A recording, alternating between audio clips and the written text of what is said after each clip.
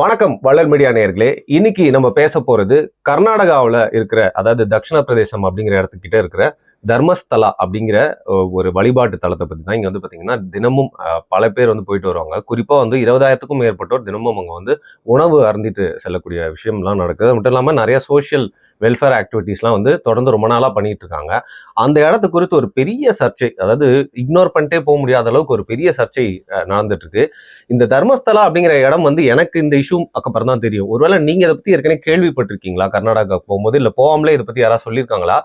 அதையும் தாண்டி நீங்க அந்த இடத்துக்கு போயிருந்தீங்க அப்படின்னா உங்களுக்கு ஏதாவது ஒரு மாதிரி வியர்டா தவறான ஏதாவது ஒரு ஃபீலிங் வந்துச்சா அப்படிங்கறத வந்து மறக்காம கீழே கமெண்ட் பண்ணுங்க. அது மட்டும் இல்லாம, வணக்கம் பாரி, இந்த இஷ்யூ வந்து ஒரு 10 நாளுக்கு முன்னாடி நான் எனக்கு என்ன தோணுதுன்னு சொல்லிட்டு நான் பேசியிருந்தேன். பட் அதுக்கப்புறம் நான் அதை அப்படியே மூடி மறைச்சிட்டாங்க, நியூஸா ஆகல அப்படின்னு நினைச்சேன்.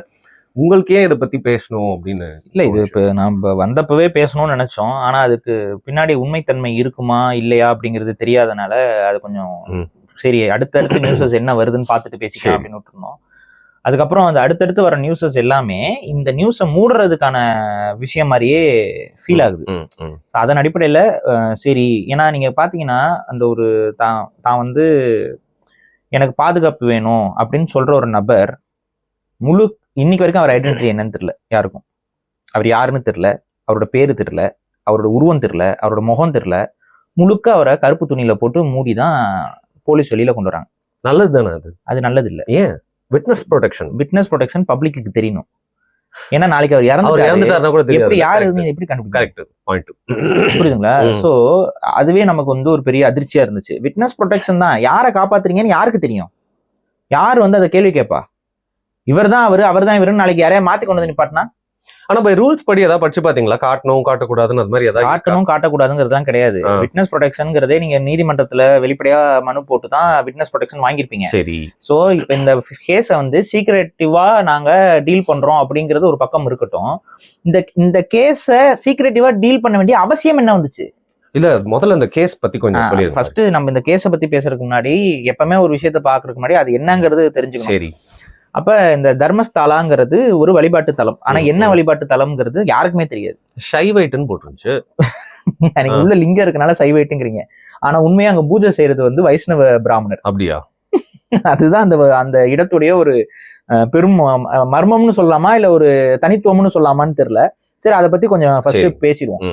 அந்த மஞ்சுநாத் டெம்பிள் அப்படின்னு சொல்லுவாங்க. அது மஞ்சுநாத் அப்படின்னா மஞ்சு என்றால் அழகு என்று பொருள். அதுவும் தமிழ் வார்த்தையிலிருந்து மருவியதுதான். அதுக்கு காரணம் என்னன்னு பாத்தீங்கன்னா, நம்ம பெண்கள் இருக்காங்களா, தமிழ் பெண்கள், அவங்க வந்து மஞ்சள் தேய்ச்சு குறிக்கக்கூடியனால அந்த மஞ்சள்ங்கிறது வந்து ஒரு அழகுக்கான ஒரு விஷயமாக சொல்லப்படுது. அப்ப அந்த மஞ்சள் முகம், அந்த மஞ்சளோட இருக்கக்கூடிய அந்த நிறம் வந்து அழகுக்கான ஒரு இதுங்கிறனால அழகு பொருந்திய நாதன்னா தலைவன் அர்த்தம். அழகு பொருந்திய தலைவன்கிற பொருள்ல தான் அந்த கடவுளுடைய பெயர் இருக்கிறது. அது வந்து ஒரு லிங்கம். நீங்க சொன்னதுபடியே நீங்க அந்த லிங்கத்தை பார்த்தீர்கள் என்றால் முழுக்க மஞ்சள் பெயிண்ட் அடிச்சு வச்சிருப்பாங்க, மஞ்சள்ல போட்டு வச்சிருப்பாங்க. நீங்க கர்நாடக படங்கள், பழைய படங்கள் எல்லாத்துலயுமே லிங்கத்துக்கு நல்ல மஞ்சள் பூசி 3 கண்ணு போட்டிருக்கோம். அதான் அந்த மஞ்சள் பூசி. அதுதான் இப்ப உங்களுக்கு இப்ப புரிஞ்சிருக்கும். மஞ்சுநாத்ங்கிறது மஞ்சள் நாதன் அப்படிங்கிற தமிழ் வேர்ல இருந்து வந்தது அப்படிங்கிறது புரியும். அதையும் நம்ம சொல்லிடுறோம், நீலகண்டன் மாதிரி. ஆமா. சோ இப்ப வந்து அந்த மஞ்சுநாதன் அப்படிங்கிறது சிவன் தான், சிவலிங்கம் தான் அந்த வழிபட வரக்கூடியது. அதுல 3 கண்கள் போட்டிருக்கும். அந்த 3 கண்கிறது உங்களுக்கு தெரியும், சிவனுடைய நெற்றி கண்ணோட சேர்த்து அந்த 3 கண்ணுங்கிறதையும் சேர்த்து அதுல போட்டிருப்பாங்க. அதான் அந்த டிஃபரன்ஸ். நம்ம ஊர் லிங்கங்களுக்கு எல்லாம் அந்த கண்ணு போட்டிருக்க மாட்டாங்க. வந்து அங்க கர்நாடக லிங்கத்துல பாத்தீங்கன்னா அந்த 3 கண்ணு போட்டிருப்பாங்க. நம்ம இதுல பட்டை மட்டும் இருக்கும். ஒரு சில இடங்கள்ல கண்ணு இருக்கு, ஆனா அந்த 3 கண்ணு வராது அதுல பட்ட இதுல. அங்க வந்து பாத்தீங்கன்னா 3 கண்ணு வச்சு அந்த இது இருக்கும், லிங்கம் இருக்கும். இப்ப இங்க என்ன அப்படின்னு பாத்தீங்கன்னா, இது வந்து இந்த கோயிலுக்குன்னு ஒரு கதை இருக்கு. இந்த கோயிலுக்கு ஒரு வரலாறும் இருக்கு. இந்த வரலாறு என்னன்னு பாத்தீங்கன்னா, ஒரு 800 வருடங்கள் வரலாறு கொண்ட ஒரு பழைய கோயில் தான் இது. ஆனா இந்த கோயில் ஆக்சுவலா சைவ கோயிலே கிடையாது. இதுதான் ஒரு இந்த கதையில ட்விஸ்ட். இது ஆக்சுவலா இது சமண கோயில். இது முழுக்க சமண வழிபாட்டு தலம். இந்த சமண வழிபாட்டு தலத்தை சமண துறவிகள் தான் இன்னைக்கு வரைக்கும் அவங்க தான் நிர்வகிக்கிறாங்க. சமண துறவிகள் தான் நிர்வகிக்கிறாங்க. ஆனா இடையில இது எப்படியோ இந்துத்துவ அடையாளத்துக்குள்ள கொண்டு வரப்பட்டிருக்கு. அதுக்கு என்ன காரணங்கள்னு நமக்கு தெரியல. ஆனா அதுக்கு ஒரு புராண கதை மாதிரி ஒரு விஷயத்த சொல்றாங்க. இந்த குடும்பம் வந்து பாத்தீங்கன்னா ஒரு 800 வருஷமா அந்த இதை நிர்வகிக்கிறாங்க.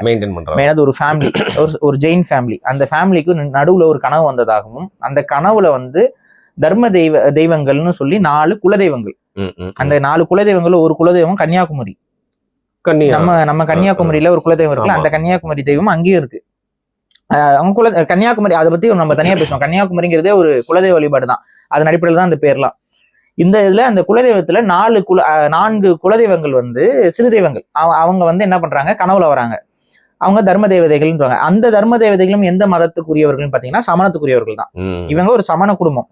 இந்த சமண குடும்பம் அந்த சமண மடத்தை வந்து நிர்வகிச்சு வந்து கொண்டிருக்கிறார்கள். அப்ப அந்த தர்ம தேவதைகள் வந்து இங்க வந்து நீ வந்து லிங்க வழிபாடு செய்யணும் அப்படின்னு கனவுல சொன்னதாகவும், அதற்கப்புறம் அவர் லிங்க வழிபாட்டை அவர் அந்த ஜெயினர் வந்து தொடங்குறதாகவும், அது சமணமும் கூட சொல்ல முடியாது, ஜெயின், சரிங்களா, மகாவீரர் வழியில வர ஜெயின் மதம், அந்த ஜெயினர் வந்து லிங்க வழிபாட்டை தொடங்குறதாகவும். அதுல இன்னொரு ட்விஸ்ட், ஆனா லிங்கத்தை வந்து சைவ பிராமணர்கள் தானே வழிபடுவோம், அதாவது பூஜை செய்வாங்க இதுல. ஆனா இங்க நீ வந்து வைஷ்ணவ பிராமணரை தான் பூஜிக்க வைக்கணும் அப்படின்னு யார் சொன்னாங்க? அந்த தெய்வங்களே சொன்னதாக இது ஒரு புராணம். இது ஒரு செவிவெளி கதைகளாக நம்பிக்கையின் அடிப்படையில கடத்தப்படுறது. அப்ப நீங்க அந்த கோயிலுக்கு போனீங்க அப்படின்னா உங்களுக்கு சிவலிங்கத்தை தான் நீங்க வழிபடுவீங்க. ஆனா அந்த வழிபாட்டு முறைகள் வந்து வைணவ முறை. புரியுதுங்களா? வைணவ பூஜைகள் தான் அங்க நடக்கும் சிவனுக்கு. இன்னொன்னு ட்விஸ்ட் என்னன்னு பாத்தீங்கன்னா, இது வந்து ஆக்சுவலா நிர்வகிக்கப்படுறது வந்து ஜெயின்ஸால. ஜெயினர்கள் நிர்வகிப்பாங்க, வழிபடுறது வந்து சிவன். ஆனா வழிபாடு செய்யறவர் யாருன்னு பாத்தீங்கன்னா, பூஜிக்கிறது யாருன்னு பாத்தீங்கன்னா வைஷ்ணவர். இதுதான் இந்த கோயிலுடைய ஒரு தனித்துவமான விஷயம். இது எதனால இது தனித்துவம்ங்கிறதுலாம் தெரியல, பட் இதுதான் அந்த வழிபாட்டு மரபு. சரிங்களா? சோ இப்ப இந்த கோயிலுக்கு யாரெல்லாம் போவாங்க? புத்திஸ்ட்னு சொல்ல போறீங்களா? இல்ல அந்த அளவுக்கு ரொம்ப இதுவா இந்த கோயிலுக்கு போறவங்க ஹிந்துஸ் அதிகமா போவாங்க, ஜெயின்ஸ் அதிகமா போவாங்க. இவங்க ஒரு சொல்லுவாங்களே, இந்த கர்நாடகாவில் நிறைய பேர் இருப்பாங்களேங்க, லிங்காயத்ஸ், அவங்களும் எல்லாருமே போவாங்கன்னு வைங்களேன். நீங்க வந்து யாரெல்லாம் ஹிந்துக்களோ யாரெல்லாம் இவங்களோ எல்லாருமே சிவன்கிறனால சிவன் வழிபடுறதுக்கு ஒரு குரூப் போகும். அது வைஷ்ணவர்கள் தான் பூஜை செய்யறாங்கன்னா வைணவர்களும் அங்க போறாங்க, ஜெயினும் போறாங்க. சோ இந்த கதை யாரால உருவாக்கப்பட்டிருக்குங்கிறது எனக்கு ஓரளவுக்கு தெரியும், நான் அதை சொல்ல விரும்பல. சோ இந்த கமெண்ட்ல என்ன தோணுதோ நீங்க உருவாக்கிக்கோங்க. சோ இந்த மடம் வந்து இப்படி ஒரு கதையை உருவாக்கி அங்க இன்னொரு கான்செப்ட் பாத்தீங்கன்னா, அங்க குலதெய்வங்கள் வழிபாடும் இருக்கும். அந்த 4 குலதெய்வங்கள் சொல்றோம்ல, அந்த 4 குலதெய்வங்கள் யாரு அப்படின்னா அந்த பகுதி மக்களுடைய குலதெய்வங்கள். அந்த 4 குலதெய்வங்களும் அங்க இருப்பாங்க. சோ என்னை பொறுத்த வரைக்கும் இதை நான் எப்படி பாக்குறேன் அப்படின்னு பார்த்தா, அந்த காலத்துல அந்த மடம், அந்த ஜெயினர்களால் நடத்தப்பட்ட மடம், மக்கள் அதிகமா வந்துட்டு போகணுங்கிறதுக்காக இவங்க எல்லா வழிபாட்டையும் இன்கார்பரேட் பண்ணிட்டாங்கிறது தான் தோணுது. ஓகே, இங்க வல்சரவாக்கத்துல வடபழனியில ஒரு கோயில், அதுல எல்லா சாமியும் இருக்கும்.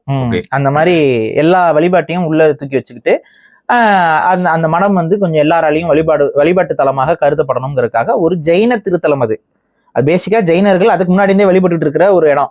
அந்த இடத்துல லிங்கத்தை கொண்டு வந்து வைக்கிறாங்க. அதுக்கப்புறம் அது மஞ்சுநாதர் ஆலயம்னு மாறுது. அதுல வைஷ்ணவர் வந்து பூஜை செய்யறாரு. சோ இதுதான் அந்த கோயிலுடைய. அப்புறம் அதுல குலதெய்வங்களும், அந்த பகுதியில் இருக்க மக்கள் எல்லாருடைய குலதெய்வம் 4 குலதெய்வங்களும் உள்ள வந்துடுறாங்க. அந்த குலதெய்வங்களோட ஆர்ஜினும் சமண தெய்வங்கள் தான், ஜெயின் அந்த மதத்துடைய குலதெய்வங்கள் தான். அப்ப இதுதான் அந்த கோயில். இதை பத்தி தெரிஞ்சுக்கோங்க.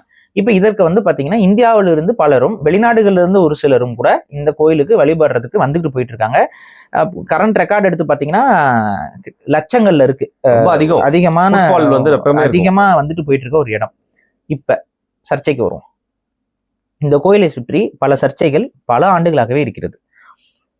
குறிப்பிட்டு இந்த சர்ச்சைகள் எப்ப தொடங்குதுன்னு பாத்தீங்கன்னா 90ஸ்லயே தொடங்கிடும். 90ஸ்லயே இது சர்ச்சைகள் வந்து என்னன்னா, பெண்கள் அங்க காணாம போறாங்கிற மாதிரியும், அங்க கொலைகள் நடக்குது அப்படிங்கிற மாதிரியும், அதுல இன்னொன்னு பாத்தீங்கன்னா ஒரு 4 பேர் வந்து குளிக்கிறதுக்கு போயிருக்காங்க பசங்க. அந்த 4 பேர் பசங்க மிஸ்ஸிங் கேஸ்.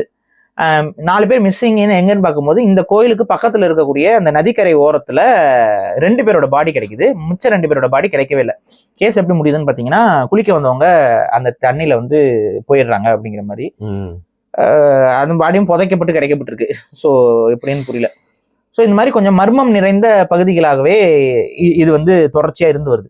இதுல ஃபர்ஸ்ட் விஷயம் என்னன்னு பாத்தீங்கன்னா, அனன்யா பட் அப்படின்னு சொல்லக்கூடிய ஒரு மருத்துவ மாணவி 2002 நினைக்கிறேன், 2002 இல்ல 2003 இந்த காலகட்டத்துல அவங்க மெடிக்கல் காலேஜ்ல படிச்சுட்டு இருக்காங்க. அப்ப வந்து இந்த கோயிலுக்கு அவங்க விசிட் பண்றாங்க. அந்த விசிட்டும் வந்து பாத்தீங்கன்னா தனியா தான் போறாங்க, அவங்க கூட யாரும் பெருசா போன மாதிரி தெரியல.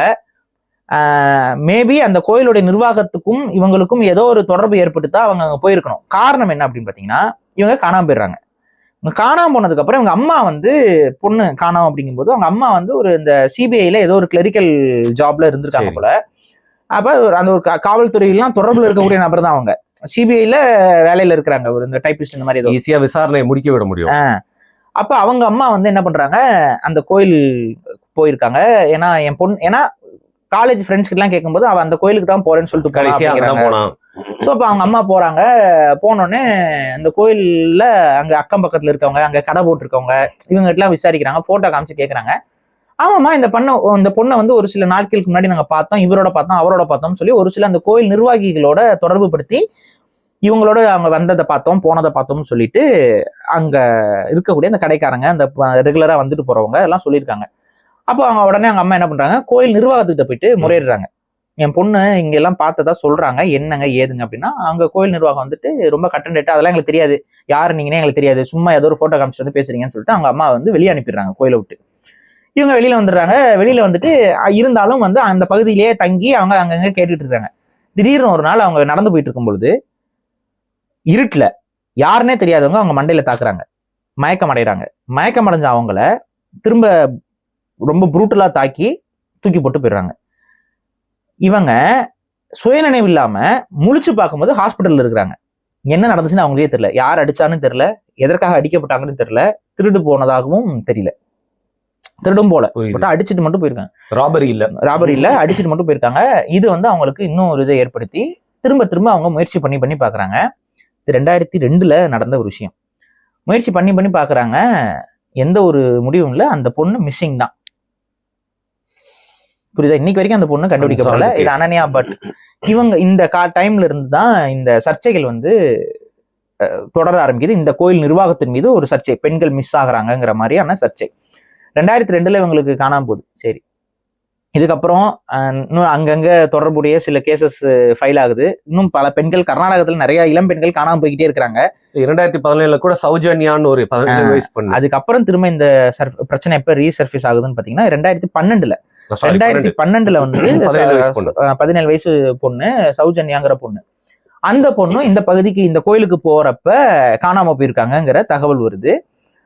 அந்த பொண்ணோடைய கேஸும் வந்து அதுக்கப்புறம் ஆனா அவங்க பாடி கிடைச்சது அந்த பக்கத்துல, அந்த அதே அந்த நதி, அந்த நதிக்கு பக்கத்துல அந்த பெண்ணுடைய பிணம் கிடைத்தது.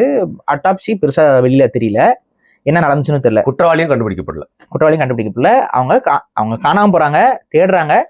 இதுல இன்னொரு பெரிய விஷயம் என்னன்னு பாத்தீங்கன்னா, இது 2012 அன்னைக்கு, அந்த 2012 இணையதளம்லாம் ரொம்ப மினிமலா இருந்த டைம், போன் டேட்டாலாம் இல்ல.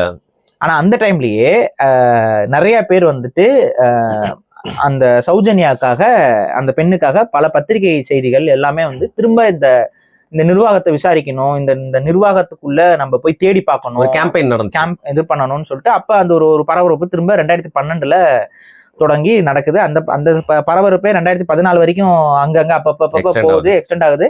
பட் கடைசி வரைக்கும் அந்த பெண் எதனால், யாரால் கொல்லப்பட்டார், எப்படி இறந்தார், என்ன ஏது ஒன்றும் பெருசா கண்டுபிடிக்கப்படல. அப்படியே அந்த கேஸும் மூடி வைக்கப்பட்டது. ஸோ இது ரெண்டும் ஆல்ரெடி இந்த கோயிலோட சம்பந்தப்பட்ட கேசஸ் ஃபைல்ஸ்ல, நம்ம இந்தியன் கவர்மெண்டோட ஃபைல்ஸ்ல இருக்கிற பெண்டிங் கேசஸ். இது முடிக்கப்படாத கேசஸ், இன்னும் அப்படியே பெண்டிங்ல இருக்கிற கேசஸ் இருக்கு. 2002 இருந்து 2000. அப்ப இப்ப நம்ம பேசுறது ஒரு தனிப்பட்ட கோயில் பத்தியோ இல்ல இந்த கோயில் நிர்வாகத்தை பத்தியோ நம்ம எந்தவித காழ்ப்பும் இல்லாமல், ஏன்னா ஒரு குரூப் இப்பவே கிளம்பிட்டானுங்க, இது ஒரு இந்து கோயிலுங்கிறனாலதான் இவங்க கிளம்பி வரானுங்க, இதை வந்து ஒரு முஸ்லிம் இல்ல இது ஒரு முஸ்லிம் யூடியூபர் தான் இதை ஃபர்ஸ்ட் வீடியோவா போட்டாரு, அவர் போட்ட உடனே இவங்க எல்லாம் இது பண்றாங்க அப்படின்னு ஒரு குரூப் இறங்குது. ஆனா இது நீங்க அப்படி பார்க்க கூடாது. ஏன்னா ஆல்ரெடி 2 கேசஸ் இந்த கோயிலோருக்கு பக்கத்துல அருகாமையில நமக்கு தெரிய வந்த விஷயத்துல ரெஜிஸ்டர்ட் கேசஸ் இருக்கு. சோ இதை கடந்து போக முடியாது. இப்ப என்ன சர்ச்சை அப்படின்னா, 2025 ஒரு எனக்கு தெரிஞ்ச ஒரு 50 வயசு மதிக்கத்தக்க ஒரு நபர், 48 வயசு 50, அவர் என்ன சொல்லியிருக்காருன்னு பாத்தீங்கன்னா, நீதிமன்றத்தின் முன்பு ஆஜராகி ஒரு வாக்குமூலத்தை கொடுத்திருக்கிறார். ஒரு முன்னாள் துப்புரவு தொழிலாளி, இங்க வேலை செய்ய, அவரு ஒரு கிளீனிங் பண்ணக்கூடிய அவர் என்ன ஒரு வாக்குமூலம் கொடுத்திருக்காருன்னு அப்படின்னு பாத்தீங்கன்னா, நான் இந்த கோயில்ல துப்புரவு பணியில வேலை செஞ்சுக்கிட்டு இருந்தேன். அப்படி வேலை செய்த காலகட்டத்துல கிட்டத்தட்ட 20க்கும் மேற்பட்ட பிணங்களை நான் புதைத்துள்ளேன். அந்த பிணங்களில் குழந்தைகளும் பெண்களும் அதிகம் அப்படின்னு சொல்லி அவரு ஸ்டேட்மெண்ட் கொடுத்திருக்காரு. செக்ஷுவல் அதையும் என்ன சொல்லியிருக்காருன்னா, இவ்வாறு புதைக்கும் பொழுது ஆரம்பத்தில் நான் என்ன நினைச்சேன் அப்படின்னா, ஏதோ அந்த தண்ணியில நீந்தி, ஏன்னா பக்கத்துல ஒரு ஆறு இருக்குங்க, ஒரு கொஞ்சம் ரொம்ப வெள்ளம் அதிகமா போகக்கூடிய ஆறு. கர்நாடக மக்கள் தண்ணி இல்லைங்கிறீங்க, அங்கெல்லாம் தண்ணி அவ்வளவு போய்கிட்டு இருக்கு, என்ன பண்றீங்கன்னு தெரியல. ஸோ அந்த ஆறு வந்து நல்லாவே தண்ணி போய்கிட்டு இருக்க ஒரு ஆறு. அங்க வந்து பாத்தீங்கன்னா அடிக்கடி இந்த மாதிரி நீந்த வரவங்க, இந்த சின்ன குழந்தைங்க இதெல்லாம் வந்துட்டு உங்களுக்கு தெரியும்ல, நீந்தி போறது இந்த மாதிரி எல்லாம் விபத்துக்குள்ள ஆகும், இறந்துருவாங்கிறது இருக்கும்ல. இவர் அந்த மாதிரி நினைச்சிருக்காரு.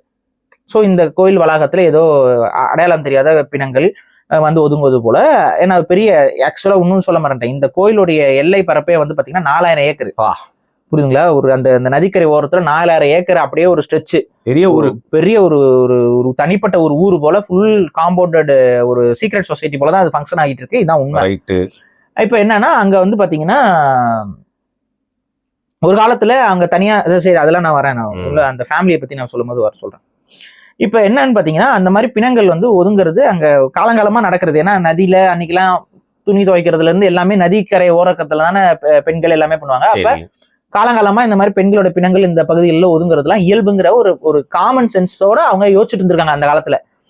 அதே மாதிரி சரி யாருன்னே தெரியாத ஆட்கள் போல அப்படின்னு நான் நினைச்சு ஃபர்ஸ்ட் புதைச்சிட்டு இருந்தேன்.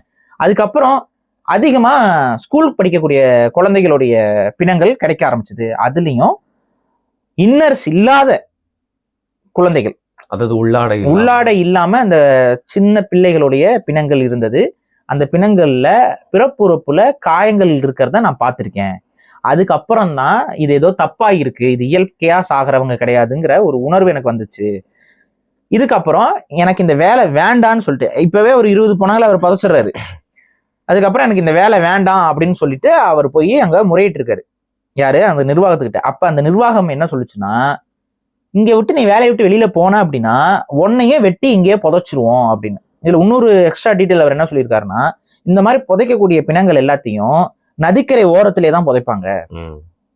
அதுக்கு காரணம் என்ன அப்படின்னு பாத்தீங்கன்னா, ஈரம் அதிகமா இருக்கும். இப்ப நதிக்கரைக்கு பக்கத்திலேயே புதைச்சிங்க அப்படின்னா ஈரம் அதிகமா இருக்கும், ஈர நப்பு எப்பவுமே இருக்கும். ஈர நப்புல உடனடியாக பிணங்கள் வந்து டிகே ஆயிரும். இப்ப நீங்க சும்மா சாதாரணமா புதைச்சிங்கன்னா எலும்புனாச்சும் மிஞ்சும், எலும்பு கூடுகள்னாச்சும் மிஞ்சும். ஆனா ஈரத்துல நீங்க புதைச்சிங்கன்னா அது கூட மிஞ்சாது, எலும்பு கூட அப்படியே கரைஞ்சு போயிடும் காலத்துல. அப்ப அவ்வளோ முழுமையா அழிக்கணுங்கிற நோக்கத்துலதான் அது மாதிரி புதைக்க சொல்லியிருக்காங்க. அது மட்டும் இல்லாமல் எரிக்கிறதும் பண்ணியிருக்கிறாங்க. அங்கேயே அந்த வளாகத்துக்குள்ளே எரிச்சும் இருக்கேன் அப்படின்னு சொல்லி ஒரு வாக்குமூலத்தை கொடுத்திருக்கிறார். இந்த வாக்குமூலம் அவர் கொடுத்து ஏதோ டீட்டெயிலாக கொடுத்துருக்காரு, எங்கெங்க புதைச்சேன், எங்கெங்க எரிச்சேன் அப்படின்லாம் வந்து அவர் கொடுத்துருக்காரு. இது லீக் ஆயிடுச்சுங்க இணையதளத்துல. அவர் கொடுத்த வாக்குமூலம் லீக் ஆயிடுச்சுங்க. அந்த நம்ம ஊர்ல எல்லாம் அந்த பெண்களுக்கு பிரச்சனை நடக்கும்போது லீக் ஆகும்ல, அது மாதிரி அங்கேயும் லீக் ஆயிடுச்சுங்க. என்னங்க இது? புரியுது. இப்பதான் சந்தேகம் நிறைய பேருக்கு, நிறைய பத்திரிகையாளர்களுக்கு எழும்ப தொடங்குது. அதுவும் மெயின் ஸ்ட்ரீம் ஊடகத்துக்குலாம் தொடங்கல, யூடியூப் மீடியாஸ் இல்ல தனியா சின்ன சின்ன பத்திரிகைகள் அவங்க தான் வந்து இது எடுக்கிறாங்க. பெரிய மீடியாக்கள்லாம் அப்படியே கம்முன்னு படுக்கிறானுங்க, ஏன்னு தெரியல. இந்த இதுல என்ன ஆகுதுன்னு பாத்தீங்கன்னா, எப்படி இது ஃபைல் வெளியில வரலாம்? அவன் வாக்குமூலம் கொடுத்துருக்கான், இந்த வாக்குமூலத்தை விசாரிக்கணும்ல.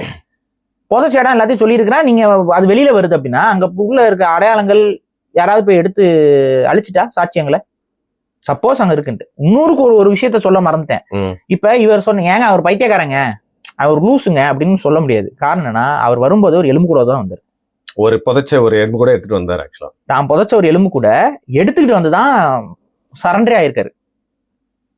அவர் இன்னொன்னு ஒரு கோரிக்கை வைக்கிறாரு, நான் புதைச்சதெல்லாம் எங்கெங்க புதைச்சேன்னு எனக்கு தெரியும், நான் கூப்பிடுங்க, நான் வந்து காட்டுறேன். அது மட்டும் இல்லாம ஒரு கோரிக்கை என்ன சொல்லியிருக்காருன்னா, அவங்க எந்தெந்த மதத்தவர்களோ அந்தந்த மதத்துடைய இறுதி சடங்கை செய்து அவர்கள் புதைக்கப்படணும், அப்பதான் அவங்க ஆத்மா சாந்தி அடையும். அப்ப அதோட பொருள் என்னன்னா, இதை அவர் சொல்றாரு அப்படின்னா அவருக்கு இறை நம்பிக்கை கொண்ட ஒரு நபர் தான், மனசாட்சி, அவருக்கு இறை நம்பிக்கை இருக்கு. ஏதோ ஒரு இதுல இது ஏதோ ஒரு இயற்கையா நடக்கிற மரணங்கள் நினைச்சு செய்யற ஒரு விஷயம்.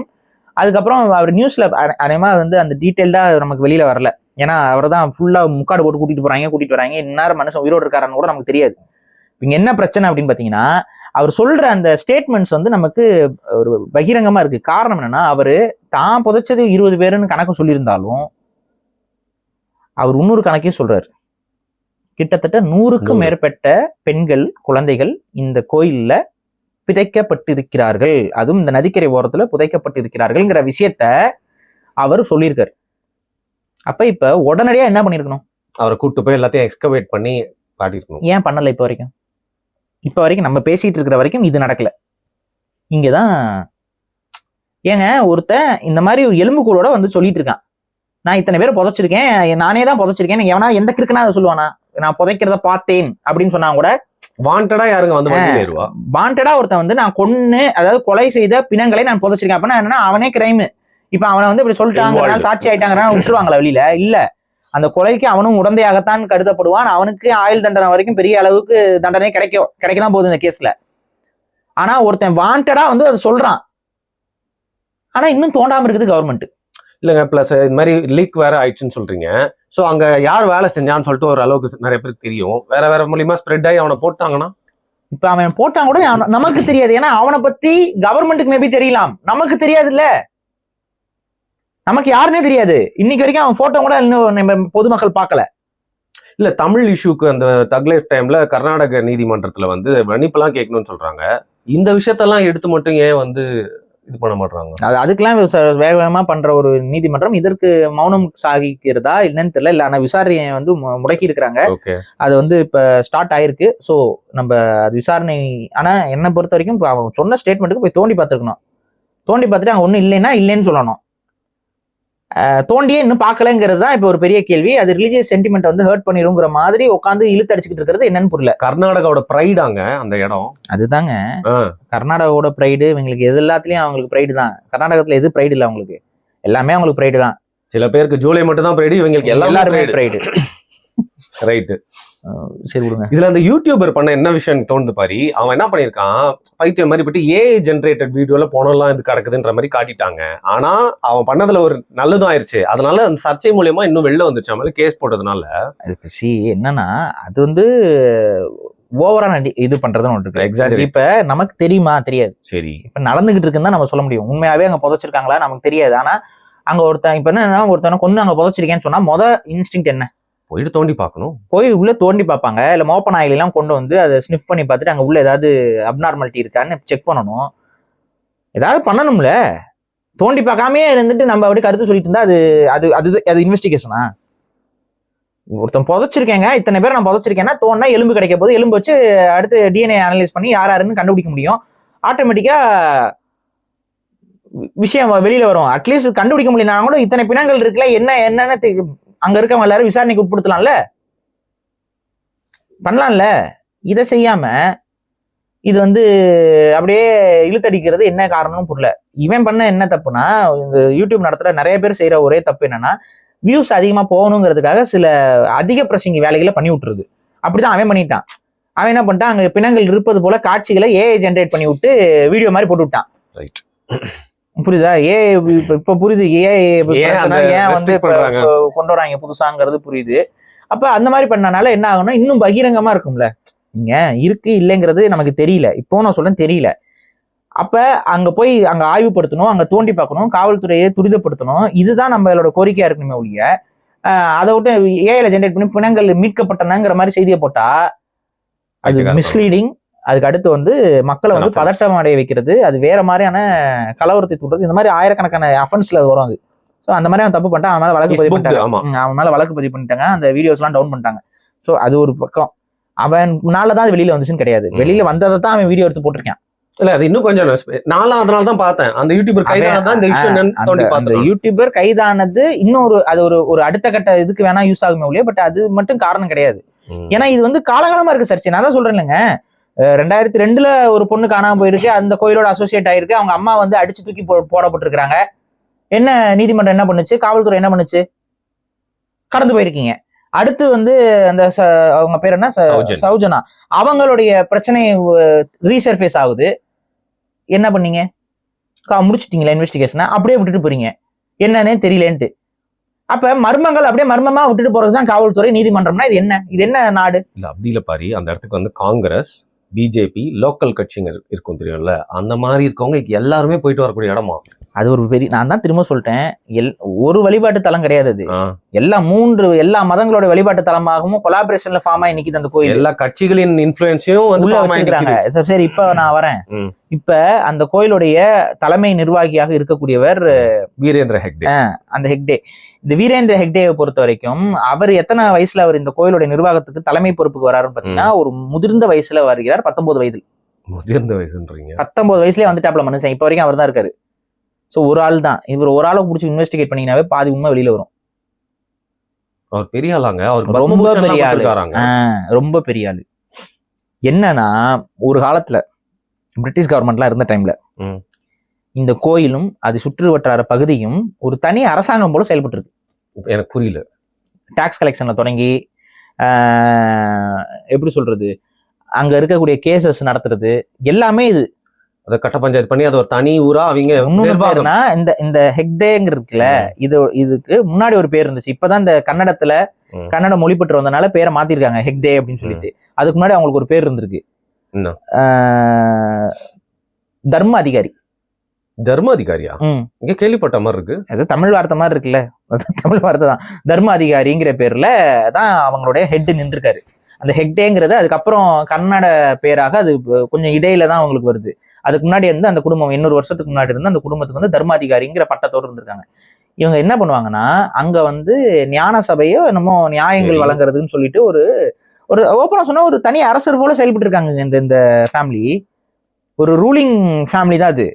அந்த ஊர்ல அந்த பக்கத்துல இருக்கக்கூடிய கிராமங்கள்ல ஏதாவது பிரச்சனை, கொலை, கேஸ், லொட்டு லொசு எல்லாமே இவங்க வந்து பஞ்சாயத்து பண்ணி தீர்ப்பு கொடுத்துட்டு இருந்திருக்காங்க. இது வந்து ரொம்ப காலத்துக்கு சமீப காலம் வரைக்கும் நடந்திருக்கு. இப்போ அதுக்கப்புறம் தான் கவர்மெண்ட் எல்லாம் கொஞ்சம் இதானதுக்கு அப்புறம் இவங்க இது பண்ணிக்காங்க. இன்னொன்னு, இதோட சொத்து மதிப்பெல்லாம் நீங்க கணக்குல எடுத்தீங்கன்னா அது உண்மையா பொய்யான்னு கூட நமக்கு தெரியல. பல 1000 கோடிக்கணக்கான சொத்துக்கள் இந்த குடும்பத்துக்குள்ள கிடக்கு. குடும்பத்துக்குள்ள இருக்கு. மடத்தின் பேர்ல உங்களுக்கு வந்து காலேஜஸ் இருக்கு, ஹாஸ்பிட்டல்ஸ் இருக்கு, எஜுகேஷன் இன்ஸ்டிடியூஷன்ஸ் இருக்கு, அப்புறம் வந்துட்டு இந்த முதியோர் இல்லங்கள், அதுக்கப்புறம் வந்துட்டு ஆனா எல்லாமே வந்து பாத்தீங்கன்னா சர்வீஸ் பேஸ்டு இன்ஸ்டிடியூஷன் தான். கல்வி, மெடிசன், அதுக்கப்புறம் வந்துட்டு இந்த மாதிரி இந்த குழந்தைகளுக்கு இது சொல்லி கொடுக்குற ஸ்கூல்ஸ், இந்த மாதிரி அவங்களோட நிர்வாகத்துக்கு கீழே இருக்கக்கூடிய டிபார்ட்மெண்ட்ஸே எடுத்து பாத்தீங்கன்னா அதுவே பல இறங்கி போகுது உள்ள ஃபுல்லா. இப்ப இதுலயுமே நிறைய பேர்லாம் மிஸ்ஸிங்லாம் இருக்கிறாங்க. இந்த இன்ஸ்டிடியூஷன்ஸ்ல இருந்தே மிஸ்ஸிங் கேசஸ்லாம் நிறைய இருக்கு. இது எதுவுமே விசாரிக்கப்படாம அப்படியே டெட் எண்ட்ல போய் நின்று இருக்கு. இதுல இன்னொரு கொடுமை என்ன அப்படின்னா, அந்த சௌஜனா அவங்க பேரண்ட்ஸ் இருக்காங்கல்ல, அவங்க பேரண்ட்ஸும் மிரட்டப்பட்டிருக்காங்க காவல்துறையால. அவங்க வந்து இந்த கோயிலுக்கு போனனாலதான் என் புள்ள காணாம போனா அப்படிங்கிறத அவங்க சொன்ன உடனே அவங்கள அந்த லோக்கல் காவல்துறை அதிகாரிகள் கூட்டிட்டு போயிட்டு அவங்க பேரண்ட்ஸ் வந்து மிரட்டி இருக்கிறாங்க. ஏன் இவ்வளவு விஷயங்கள் நடக்குது? பெற்றோர்கள் மிரட்டப்பட்டிருக்கிறாங்க. அதுக்கு முன்னாடி நடந்த அந்த அனன்யா பட் அவங்களுடைய அம்மா வந்து அவங்களுக்கு இப்போ ஒரு 60-70 வயசு இருக்கும் போல. அவங்க இப்ப திரும்ப வந்து அந்த கேஸை வந்து ரீசர்ஃபேஸ் பண்ண சொல்லி திரும்ப மனு போட்டிருக்காங்க. அவங்க வந்து அடிச்சிருக்கிறாங்க. இவ்வளவு விஷயங்கள் நடந்துகிட்டே இருக்கு அந்த கோயிலை சுத்தி. கோயில்ல நான் தான் அதாவது கொலை செய்து கொடுக்கப்பட்ட பிணங்களை நான் புதைச்சிருக்கேன்னு சொல்லி ஒருத்தர் எலும்புக்கூரோட ஒருத்தர் ஆர்ஜர் ஆகிறான். அவனையும் முழுசா வெளியில காட்டாம முக்காடு போட்டு அவன் யாரு என்னன்னு யாருக்கும் தெரியாம மூடி வச்சுட்டு கொண்டு போறது வர்றது இல்லைங்க. ஒரு வருஷம் அந்த லெகசி உடைஞ்சிரும் இல்லைங்க. நான் என்ன கேக்குறேன்னா, லெகசிங்கிறத கடந்து இங்க ஒரு குடும்பம், இப்ப அந்த தலைமை குடும்பத்தின் மேலதான் இப்ப குற்றச்சாட்டு வரும். ஏன்னா அவங்க கண்ட்ரோல்ல தான் எல்லாமே இருக்குது. அந்த ஒரு 4000 ஏக்கர் நிலப்பரப்பு முழுசா கவர்மெண்ட் மாதிரி அவங்க ரன் பண்ணிட்டு இருக்காங்க. உள்ள என்ன நடக்குதுன்னு யாருக்கும் தெரியாது. பல லட்சம் டிவோட்டிஸ் வந்துட்டு போயிட்டு இருக்கக்கூடிய ஒரு இடம். அதுல வந்து இப்ப நிறைய பேர் கீழே கமெண்ட்ஸ்ல எல்லாம் வந்து பாத்தீங்கன்னா, அது வந்து அதுல எங்களுக்கு போனோம், பெரிய அளவு எங்களுக்கு வந்து ஆன்மீக உணர்வு இல்லை, அதெல்லாம் நிறைய பேர் கமெண்ட்லாம் பண்ணியிருப்பாங்க. ஏன்னா மிக்சர் ஆஃப் ரிலிஜியஸை கொண்டு வந்து ஒன்னா போட்டு ஒரு இது மாதிரி பண்ணதான் அந்த இடம். சில பேருக்கு ஃபீல் கொடுக்காம, அதுவும் இடையில அது மாதிரி இருக்கு. அதுக்கு முன்னாடி அது ஜெயின் வழிபாட்டு தலம்.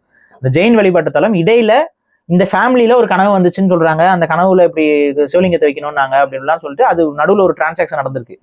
ஸோ அதுக்கப்புறம் தான் அங்கே சிவலிங்கம் வைக்கப்பட்டிருக்கு. அதுக்கப்புறம் தான் வந்து அந்த வழிபாட்டு தலமா அது சைவ வழிபாட்டும்னே சைவ வழிபாட்டு தலம்னா வைஷ்ணவ பிராமணர் தான் அங்க வந்து பூஜை பண்ணணுமா.